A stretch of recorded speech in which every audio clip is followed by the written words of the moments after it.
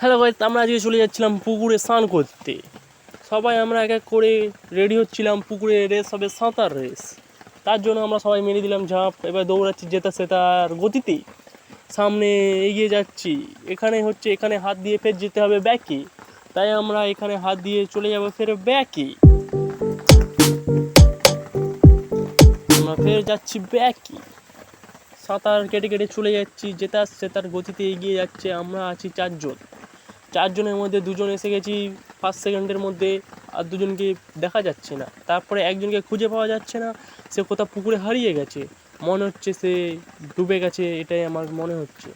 তাই একজন পুকুরে ছিল, আরেকজনকে আমরা খুঁজে পাচ্ছিলাম না, তাই আমরা তিনজন প্রায় ঝাঁপ দিয়ে দিলাম না পাঁচজন। তাকে খুঁজে খুঁজে হাল্লা হয়ে যাচ্ছিলাম, তাও আমরা পাচ্ছিলাম না।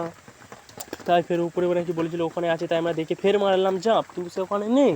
পুকুরে থেকে খুঁজেই যাচ্ছি, তাকে এখনো পর্যন্ত আমরা পাচ্ছি না। আমাদের খুব লাগছে ভয়, তার বাবা মাকে বলবো আমরা কি, তাই আমরা এখনো তাকে খুঁজছি। আমাদের খুব লাগছে ভয়, কিন্তু গাইস এখন কি হবে আমি বলতে পারছি না।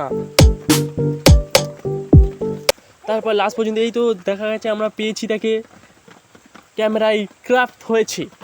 তাকে আমরা এখন তুলে নিয়ে আসার চেষ্টা করছি। দেখতেই পাচ্ছেন কিরকম কেতিয়ে পড়ে আছে। এই হচ্ছে যে পুকুরে ডুবে যে জল খেয়ে নিয়েছিল, এ এখনো অতটা ভালো সাঁতার শিখেছিল না। তারপরে একে তুলে নিলাম আমরা আড়াতে। তাকে তুলে নিয়ে এখানটাতে শুইয়ে দিয়ে তারা আমরা হাত পা মালিশ করে দেখি, আমরা চেষ্টা করি তাকে আমরা বাঁচাতে পারি কি না। তা নইলে অন্য কিছু ব্যবস্থা আমাদেরকে করতে হবে। তাই আমাদের পোলট্রি বন্ধু এখন হাত পা ঘষতে রেডি। তাই আমি পেটটা দাবাচ্ছিলাম যাতে জল খেয়েছে জলটা